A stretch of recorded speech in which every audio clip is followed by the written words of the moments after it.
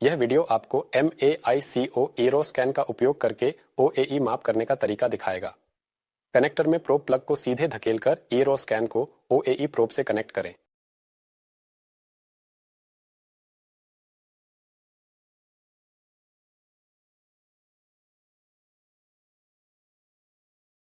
Device शुरू करने के लिए नीचे बटन दबाएं।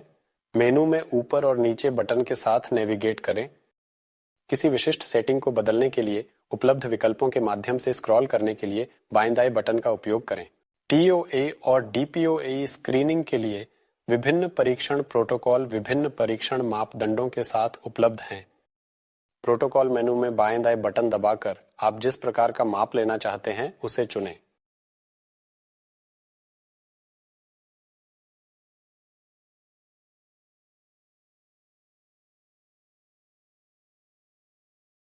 माप एक शांत वातावरण में हो। ऑन्टो अकूस्टिक उत्सर्जन आंतरिक कान से बहुत ही धीमी आवाजें होती हैं और किसी भी पृष्ठभूमि शोर जिसमें बातचीत भी शामिल है परीक्षण परिणाम में हस्तक्षेप कर सकती है।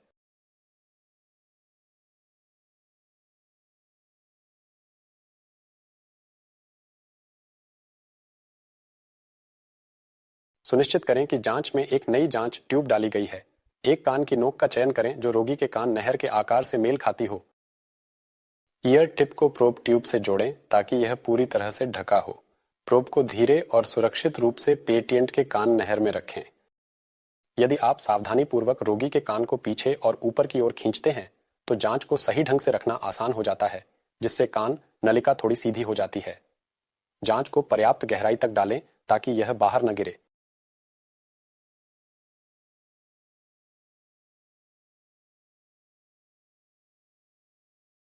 माप शुरू करने के लिए बाएं दाएं बटन के साथ कान की दिशा चुनें। प्रारंभिक जांच के बाद माप स्वचालित रूप से शुरू हो जाएगा। यदि जांच सफल नहीं होती है तो माप शुरू नहीं होता। इस मामले में जांच की पुनः प्रविष्टि और या जांच टिप का निरीक्षण आवश्यक है। माप को फिर से शुरू करें। हर आवृत्ति को एक के बाद एक परीक्षण किया जाएगा। डिस्प्ले प्रत्येक परीक्षण आवृत्ति के लिए सिग्नल टू नॉइज अनुपात दिखाएगा। एक हरी पट्टी इंगित करती है कि विशिष्ट आवृत्ति के लिए पास मानदंड प्राप्त किया गया था। माप का प्रदर्शन और क्रम आपकी विशिष्ट सेटिंग्स पर निर्भर करेगा।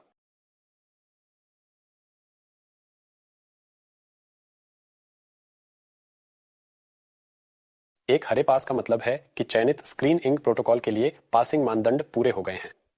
एक नारंगी संदर्भ का मतलब है कि पुनः स्क्रीन इंक या आगे के डायग्नोस्टिक माप की आवश्यकता है। यदि परिणाम पास या रेफर के अलावा कोई संदेश दिखाता है तो परीक्षण की स्थितियों में सुधार करें और माप को दोहराएं।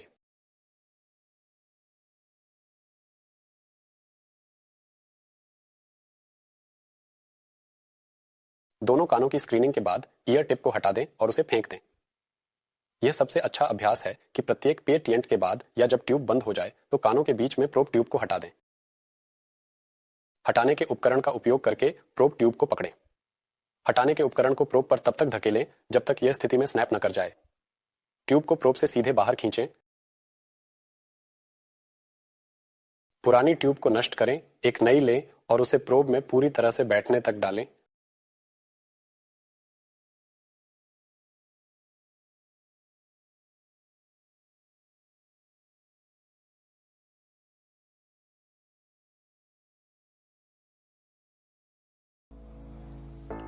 रोगी के संपर्क में आए किसी भी हिस्से को कीटाणुनाशक वाइप से पोंछें।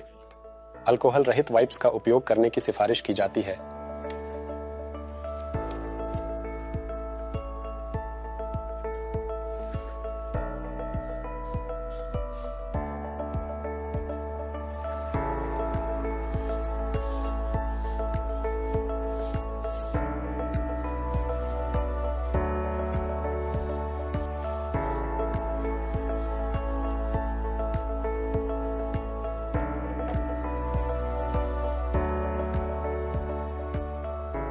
इस वीडियो को देखने के लिए धन्यवाद और जुड़े रहें।